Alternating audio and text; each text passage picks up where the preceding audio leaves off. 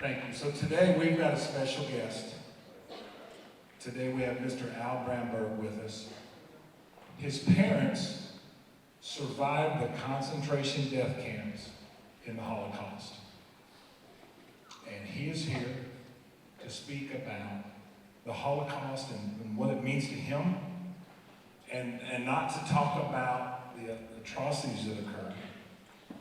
But he wants to make sure that the next generation of Americans and people in the world know what happened, and that something like that never happens again. And so, I want to introduce to you, if you would, please give me a big round of applause here in just a second. I got ahead of myself. Mr. Bromberg was born in Italy, and he came to the United States, and he has lived here for most of his life. His wife is from Marmaduke, Arkansas. Is that correct? She's from Marmaduke. We all know where Marmaduke is. But I want you to give a Greene County Tech welcome to Mr. Al Bromberg.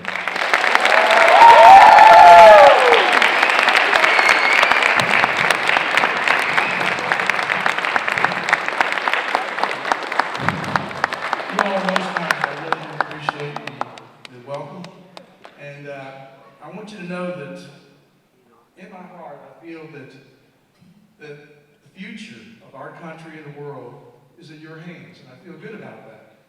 You know, you kids really are our legacy.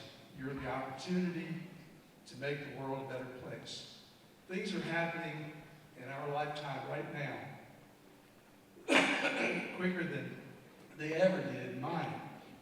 Every day there are technological breakthroughs, there are new things that are happening that you're aware of that we weren't, and we look for you to take hold and make that count for something. So I really do appreciate your having me here. Actually, I had planned on playing golf today. I love to play golf. But the last time I played golf, I was behind 3 surgeons. And these guys are so competitive. I mean, I've never seen anything like it in my life.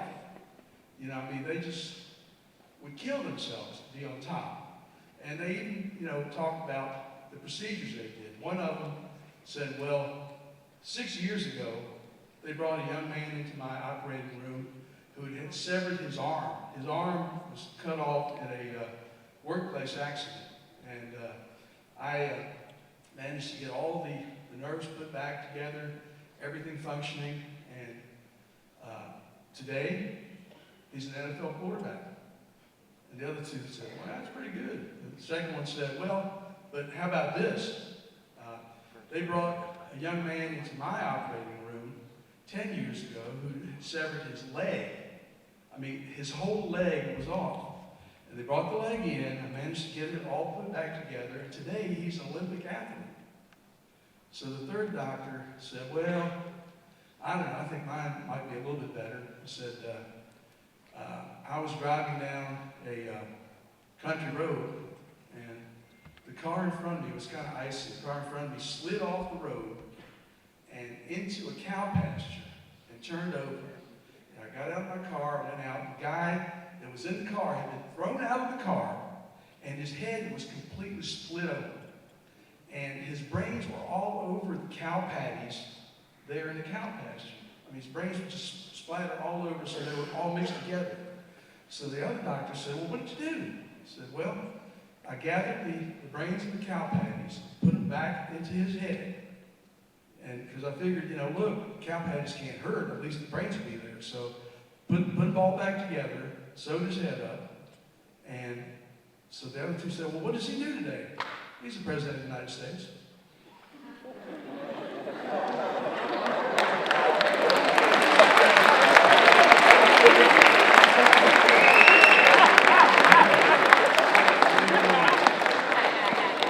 The subject is so serious that I really do like to say a little something humorous to start out. I'm glad you thought it was humorous. I didn't know how you received it, but thank you. Now, we're going to talk about something that is very personal to me. And I'd like to start by asking you 3 questions. How many of you know what the Holocaust was? Most of you do. Okay, that's really good. The Holocaust actually means to burn beyond recognition, to completely destroy, as if in a sacrifice. How many of you don't believe that the Holocaust really happened? And don't be afraid. Please raise your hand if you really feel that way. Well, you all are extraordinary, because most groups of this size have several people who don't believe it. And it's not that they're mean or anything else. It's just that they have been indoctrinated with false information. How many of you know a Jewish person?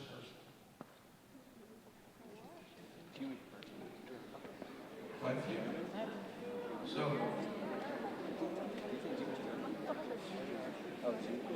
let's, with that in mind, let's kind of talk about how this all, I mean, things don't happen in a vacuum. There were precursors to the Holocaust. There were centuries. And actually, it started back in Israel and Judea. The second time the Temple of Solomon was destroyed, the Romans made the Jews leave Israel and Judea because they were just devoting way too many legions to administering that part of the world. They absolutely felt like, hey, we've got to get these people out of here because they're never going to stop revolting. So they did, and there was a huge diaspora. Many of them went to the Iberian Peninsula, which was Spain, Portugal, and also around the Mediterranean. And then another segment of them went to Central Europe, which were the Frankic countries. And now you can imagine when someone who comes from a strange culture moves in among you, they're going to be very difficult to understand. First of all, the language, the dress. The dress was completely different. The customs were completely different. The culture was different. The religion was different. And everything, the food, everything they did was different. So there was a lot of distrust. There was a lot of animosity. And again, these were interlopers. They were not people from that country. These were considered the wandering Jews. And they were, because they were cast out of their own land, and here they were. Here they were in a strange land, and they were having difficulty adapting. Now, 3 major catastrophes were cast on the Jews in Europe. The first was the Crusades. Pope Urban II decreed there be a crusade to free Jerusalem from Islamic control. So many of the kings and noblemen of Europe gathered up big armies to go over there and do that. But some of them thought, well, why are we even going to Jerusalem? We have infidels right here. We have people who don't believe in what we do. They don't believe in Jesus Christ. Let's kill them. And they did. They did in great numbers. It actually culminated at the Worms Massacre in 1096. And that's especially important to me because that's when my family left Germany and moved to Poland. 1096. Now, what happened was the Crusaders came into town, convinced the folks there that the Jews had taken somebody and boiled them alive and threw them into the water source to poison the wells. Wasn't true, but basically it enabled them to get everybody stirred up, and the result was the massacre of every Jewish person in that area, and also in Mainz, and also in Koblenz, and also in Steyr, and several other cities. So my family moved to an area called Utkiats / Bromberg. It became Bromberg later, and that's where we got our name from. We actually adopted the name of that place that was a sanctuary for us. Poland really was a different country at that time. It was probably the Mecca. It was a place that actually welcomed the Jews. And in 1335, Kazimierz the Great, and they call him the Great because he really was, became king. You have a country that had been decimated by war. They had been invaded by Russia. They had been invaded and conquered by Germany a couple times, by the Swedes, by the Danes, by the Lithuanians, and then add the Cossack revolutions. The Cossacks sacked their cities and just literally killed all of them, killed all the Jews. But basically, Kazimierz had a population that was 5% literate. 5% of the people could speak. Most of those people were clergymen. Most of the peasants couldn't even read. So basically, he decided that in order to have a modern country and to actually advance, he needed to have a middle class. And so he invited the Jews in other parts of Germany to come there en masse. And the reason was because they were craftsmen, they were illiterate, they couldn't own land, so they became cobblers, they became craftsmen of all sorts. They actually became doctors, lawyers, scientists, musicians, all the things that he needed to bring his country into the proper time span. So it really worked, and the Jews flourished, and they did very well there. And my family at that time moved to central Poland. So anyway, I'm going to jump ahead here. Basically, what you'll find is that the Jews did as well as the nobles would allow them, and also the church. Now, the church had a lot to do with the attitudes of the populace. Again, the clergymen, in many instances, were the only people that could read. And so they told their parishioners what they wanted them to know. And what they wanted them to know was that they were the masters. They were the people. They did things that were just absolutely incredible. Now, in Christianity at that time, it was taboo for a Christian to lend money and collect interest. It was taboo for a Christian to be a tax collector. So guess who got those status? The Jews. Now naturally, if you're a peasant who's living hand to mouth, and the nobleman is stealing everything that you have, the church is getting the rest of it,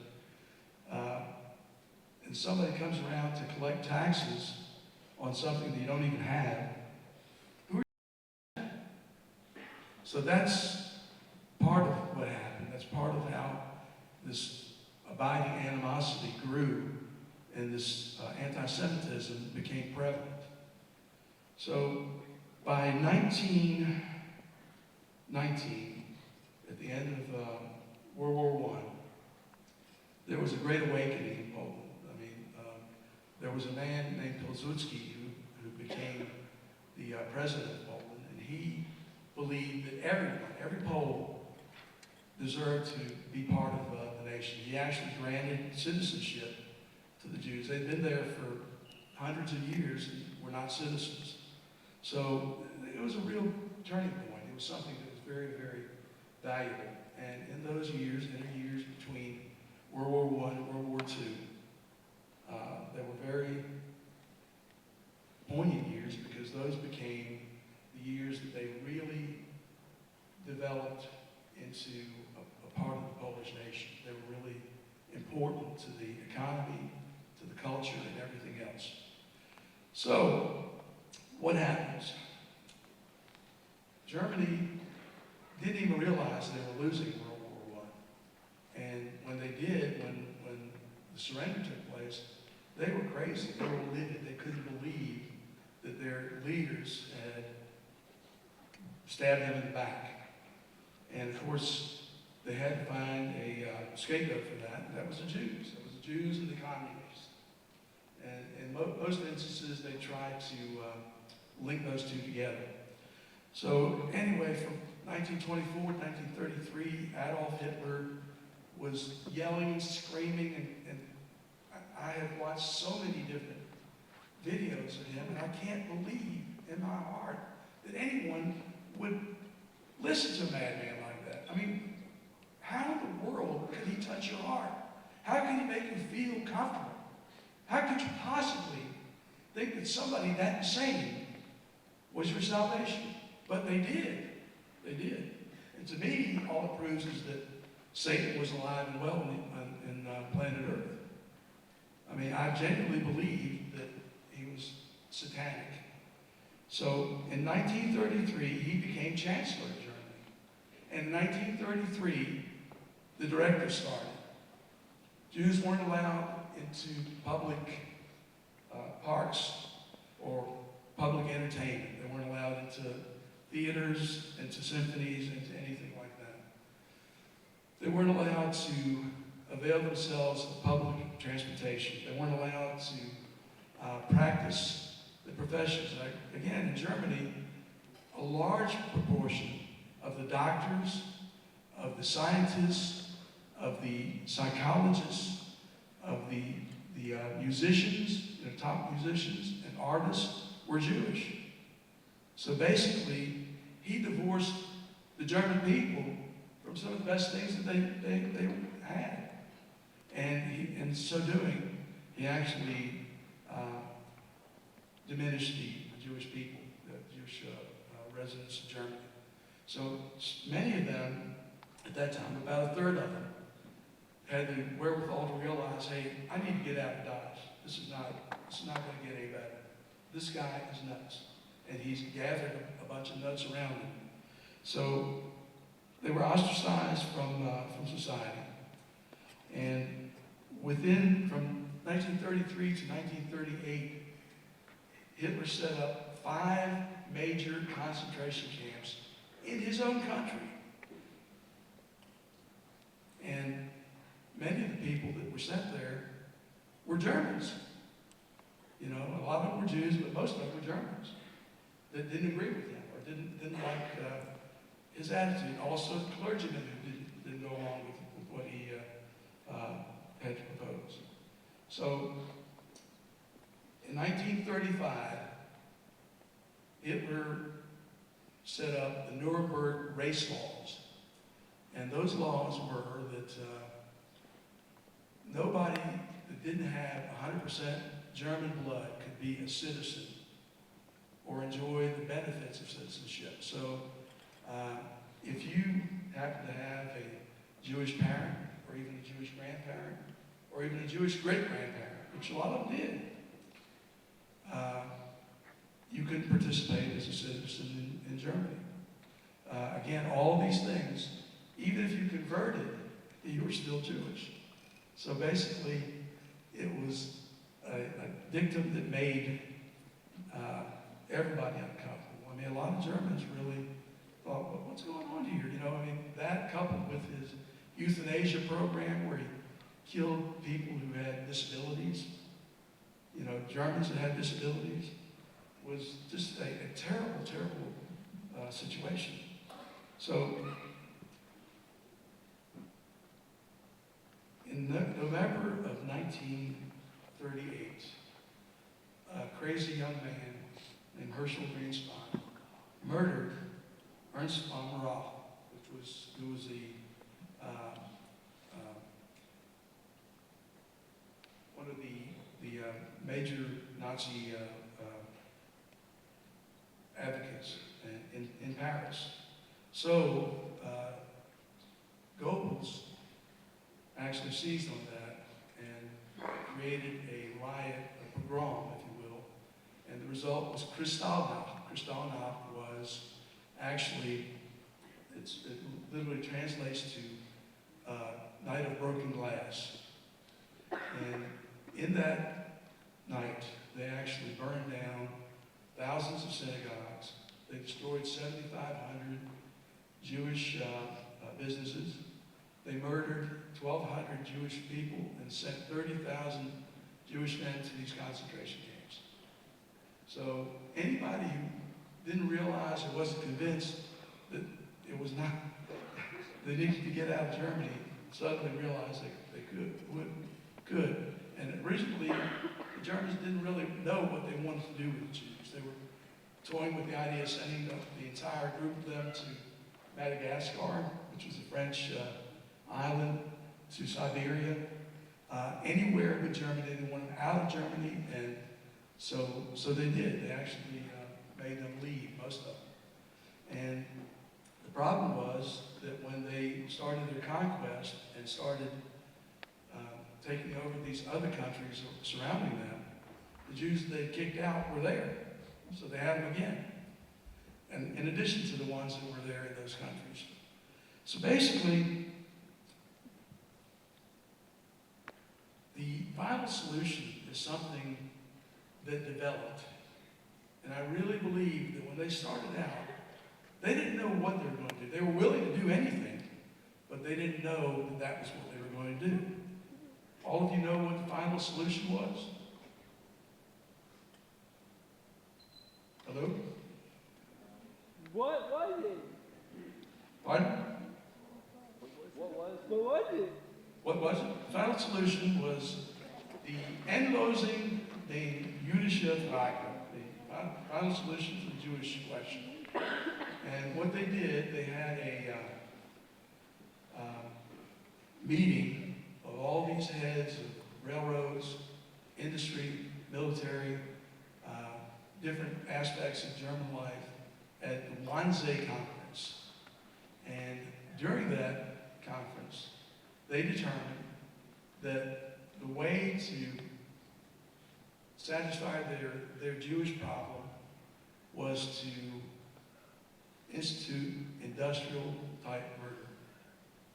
In other words, up to this point, they had used intimidation, degradation, starvation, torture, and isolation.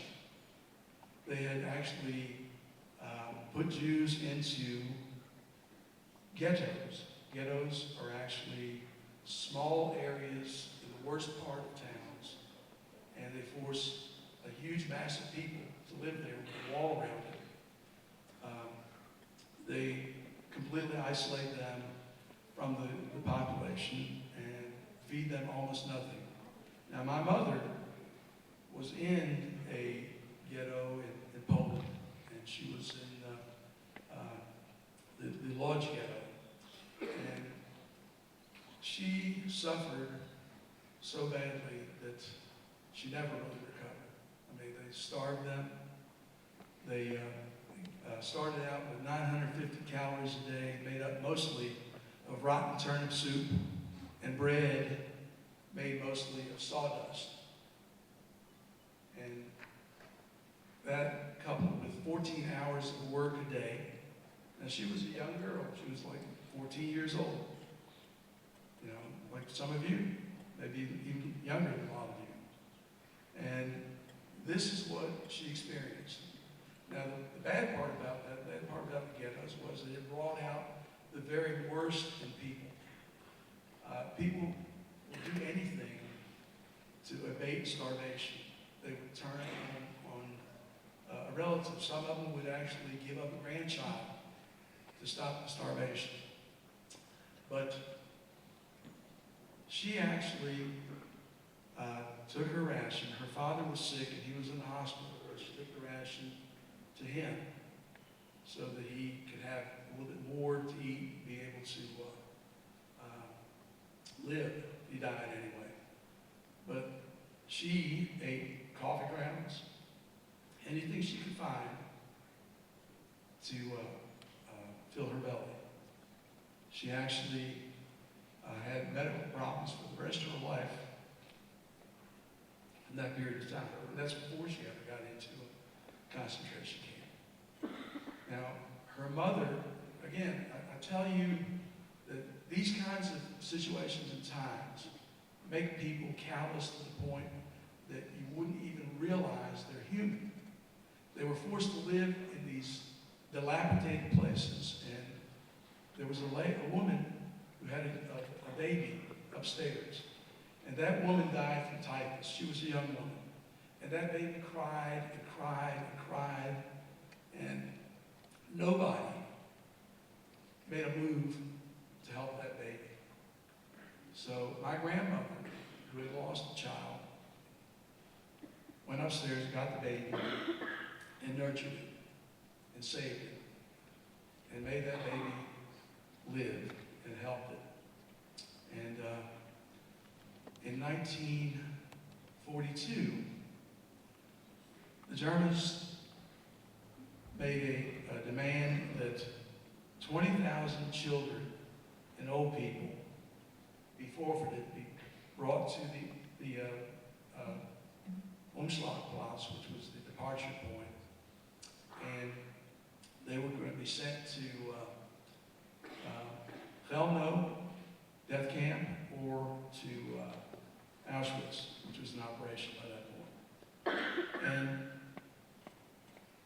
the reason was because they were not productive. They couldn't work. They couldn't do what the Germans wanted. They were trying to prove that they were going to keep the people that were productive alive by taking their children. Well, there was a crazy outcry. People just, just imagine somebody asking you to give up your child, knowing it was going to be killed. So, my grandmother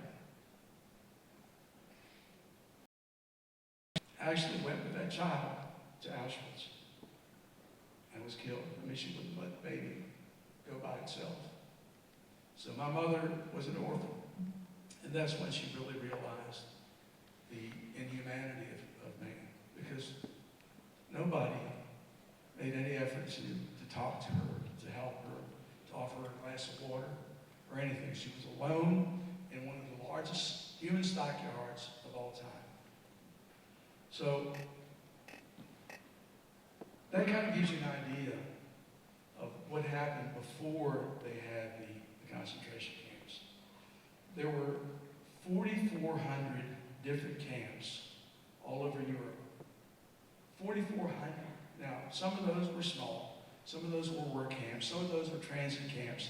Some of those were, centers for people who had disabilities or whatever. But the bottom line is every one of them had the facilities to kill people and to just, to get rid of the bodies.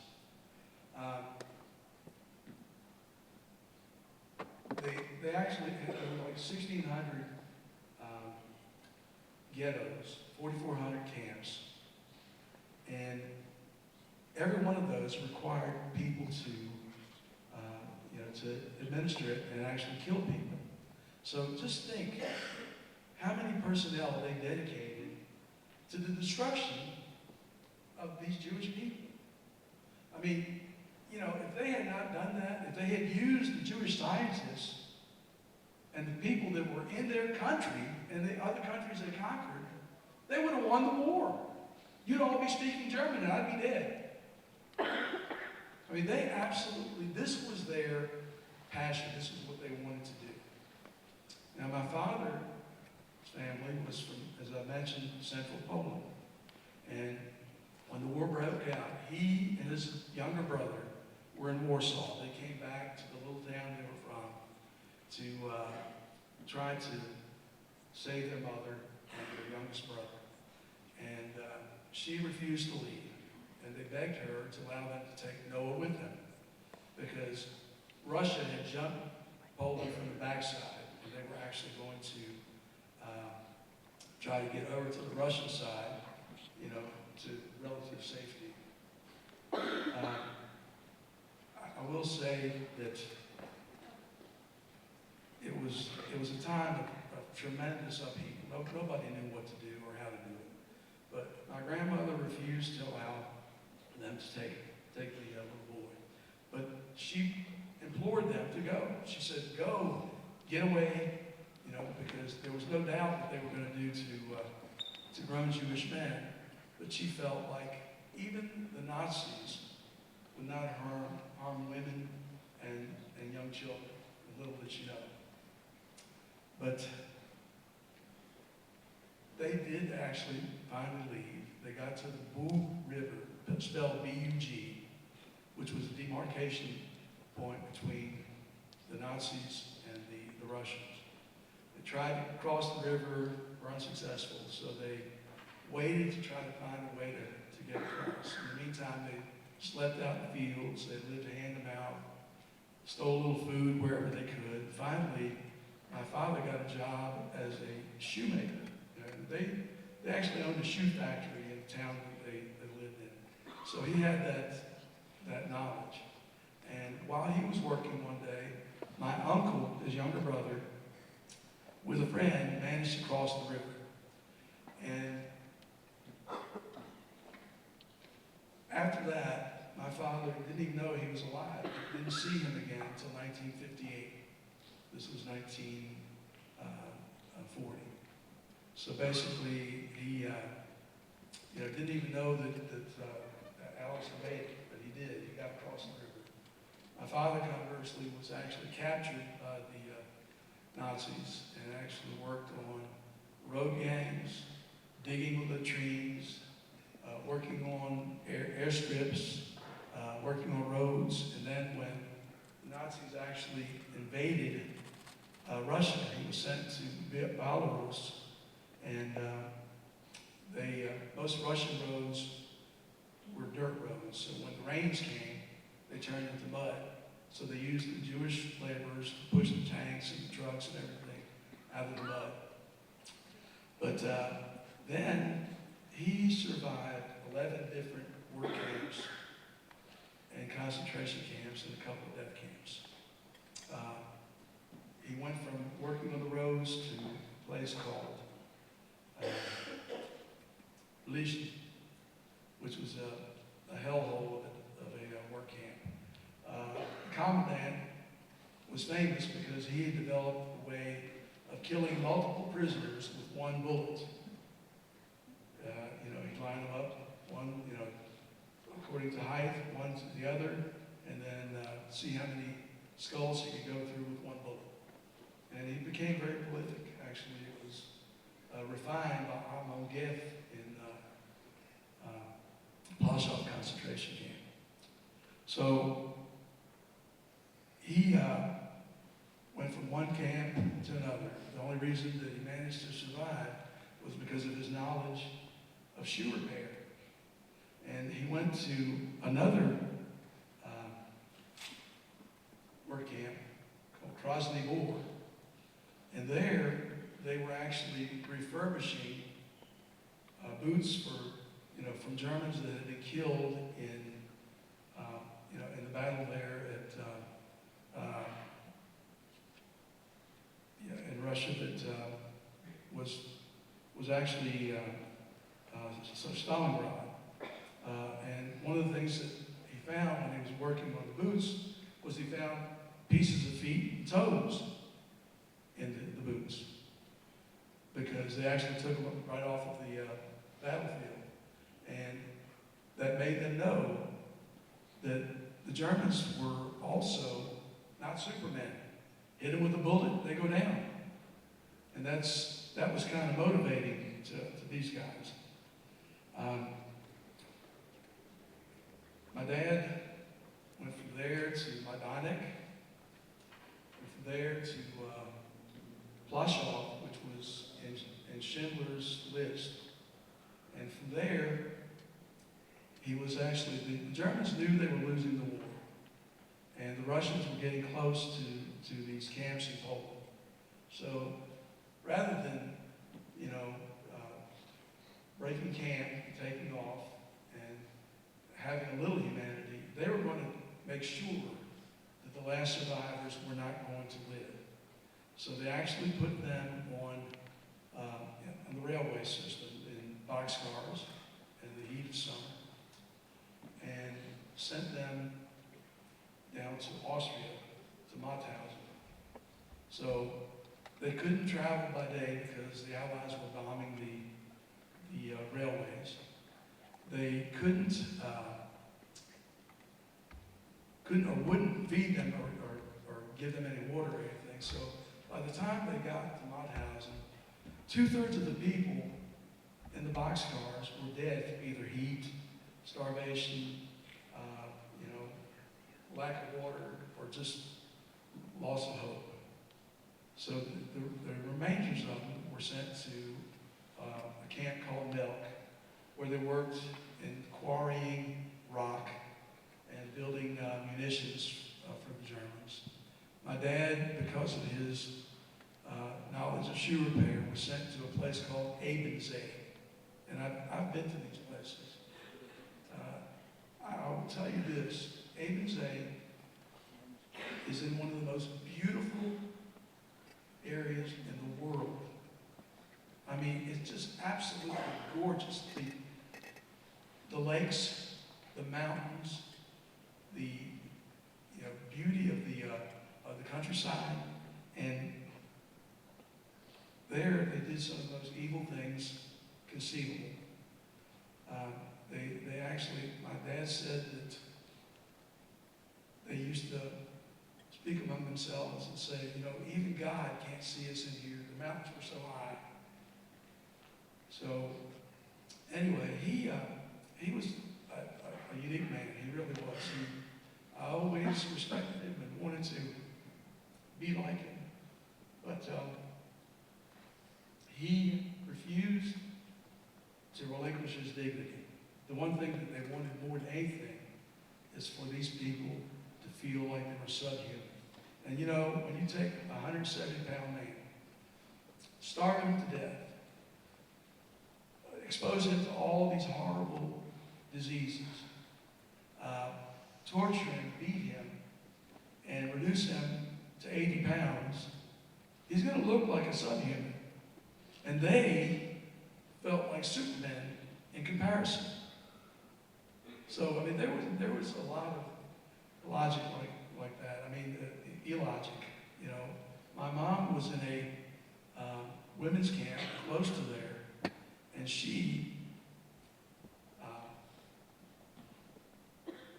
was exposed to chemicals for making rayon without any protection, without any kind of mask or anything like that.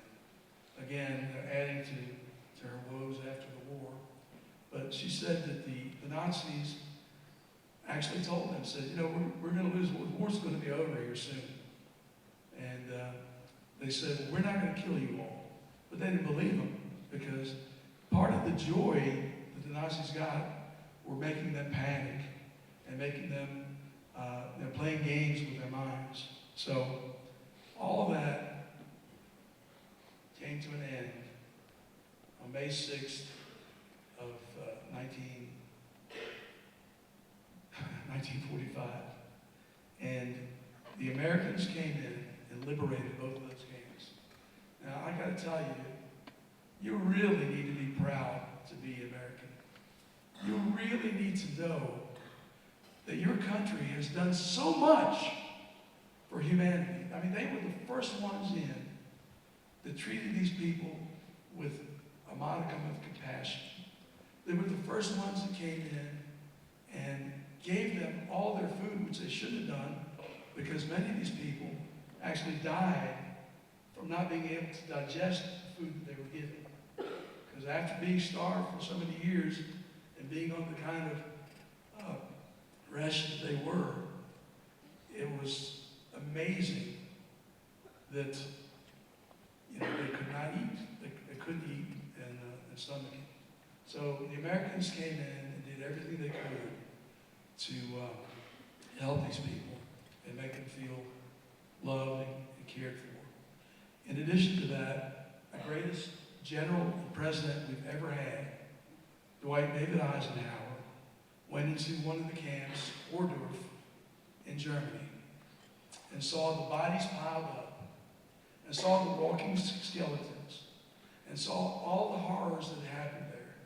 And he said, get pictures of everything, get the eyewitnesses, get everything you possibly can to prove that this happened, because sure as we're here, somebody's going to come along and say it didn't happen. And that, young folks, is what's happening today. And that's why I'm here, because I want you to know, to be fortified in the fact that this really did happen. History is not designed to be changed or to be altered or to be revised. History is what it is. Bad things have happened all over the world. And if we don't acknowledge that, if we try to cover it up, it didn't happen. And people like some of these Holocaust deniers will go out and say, no, it's exaggeration. It didn't happen. There's no proof. Of course, most of the facilities have been destroyed. Most of the ashes were sent back to sacked up, sent back to Germany to be used as fertilizer. Bodies were boiled down for their fat content to make soap. Horrible things happen that are just beyond belief. My aunt was at the Umschlagplatz in Warsaw, and she had a baby. And they were waiting to be transported to Treblinka, which was a death camp about 90 miles from Warsaw. And one of the things that the German soldiers did for fun was to snatch a baby out of a mother's arms and then smash its skull against a building or the ground. And she was holding her baby tightly, and a soldier tried to snatch the baby, and she wouldn't let go. She wouldn't let him take the baby. So he took his bayonet and ran it through the baby and my aunt. So the last thing that my grandmother saw before she got onto the train to Treblinka to be gassed was her daughter and grandchild being slaughtered. So basically, I say to you, we rely on you. You're our future. You're the protectors of our past. You are the people that are going to make sure that things are right, and if you don't do that, things will be wrong, I promise you. Anytime that you stand by and watch evil take place, you're part of the problem. I think one of my favorite quotes that I ever heard was actually in a Leon Uris novel. And he said, when one's own life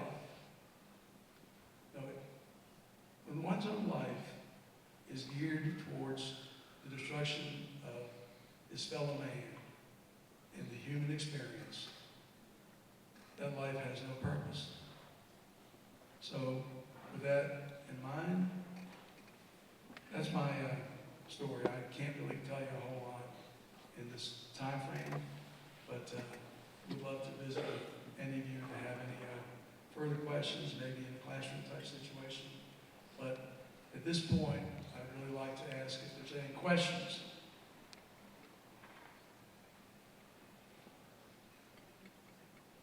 Nobody has any questions? No, sir. Yes. How did your parents meet? How did my parents meet? Well, they were in, as I mentioned, my father was in Aidensay, my mother was in Lansing, which was about 25 miles away. Men and women found ways to get together, and so anyway, he fell in love with her at first sight, and they were married within 2 weeks. And they lived together for 58 years. And actually most of the, I was born in a displaced persons camp. And the only people that were there were two 20-something parents and a baby. That's what the whole camp was comprised of. It was a harvest of babies. There were no older people. There were no teenagers. And actually, until I came to the United States, I didn't even understand the concept of grandparents because nobody had any. So they met, they fell in love, they lived their life together because nobody else could understand them. And they had a daughter who is a doctor, and I was a top executive with a Fortune 500 company. And we did that with nothing. We started with nothing. We came to this country and just felt like we were blessed to be here. As a matter of fact, I used to listen to the folks there in Italy talk about how American streets were lined with gold. So when we got here, I asked my dad, I said, "Where's the gold?" And he said, "The gold is that you can be and do whatever you want, and nobody's going to kill you." And you know what? That's an answer I understand. Somebody else.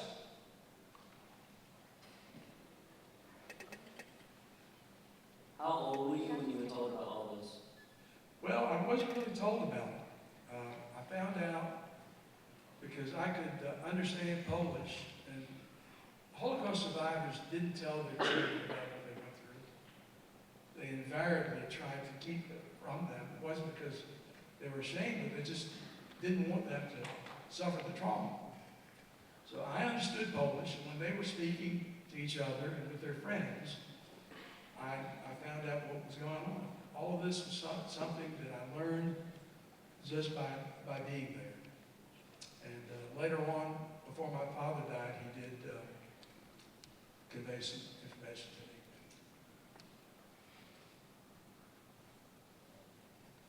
How do you think the world would be different had the Holocaust not happened?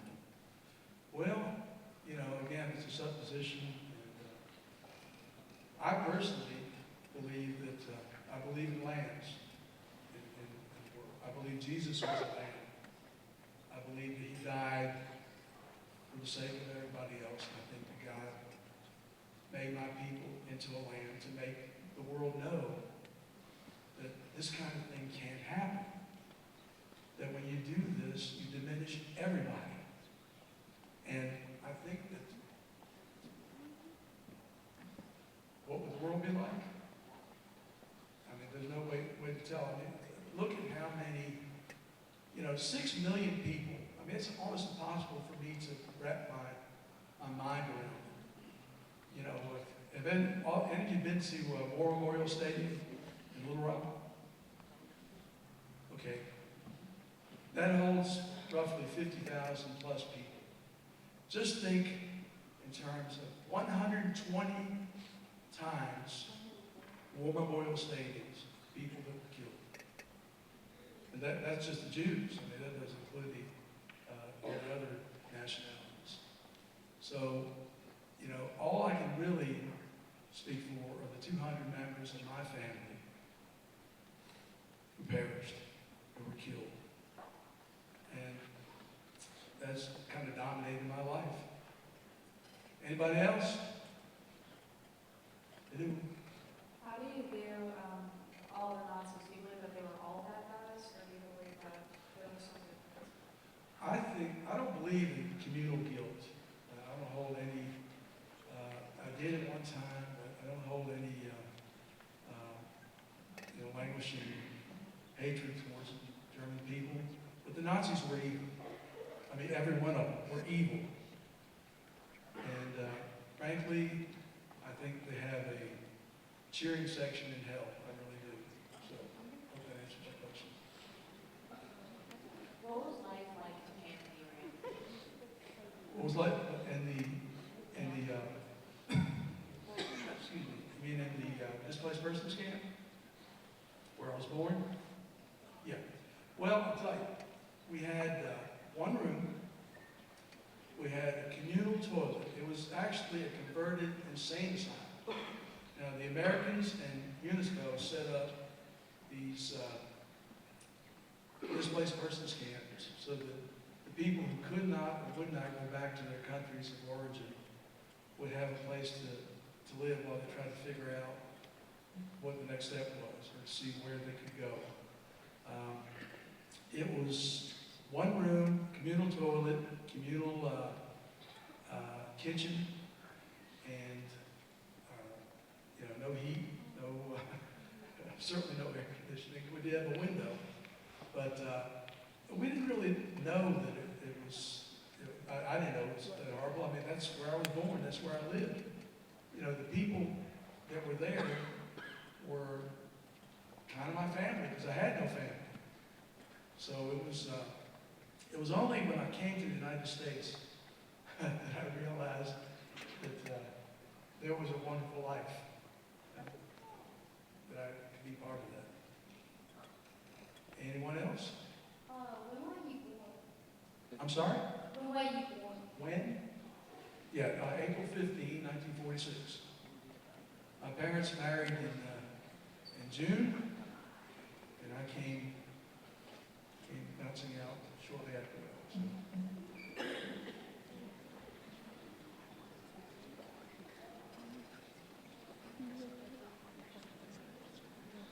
How did your dad and uncle reconnect? Glad you asked that. My uncle, that's a story that I need a couple hours to tell you about. He escaped to Russia.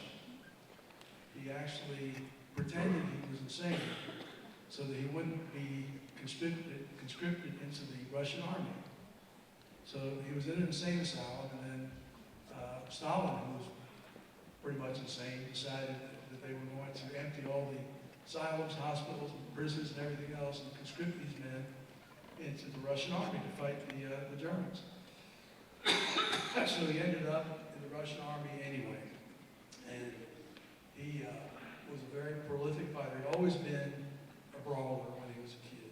He was always never going to take any guff from anybody. And so he got promoted to actually be a Russian officer. And he was part of the contingent that liberated Central Poland. So basically, after the war, he deserted the Russian army, ended up going to Israel and fighting in the 48 war, 56 war, was decorated. And my father was reading about his battalion in the paper and saw a picture of him. And so he moved heaven and earth to get him over here. They came, I think it was 1958, and he brought his family. I had two cousins and his wife.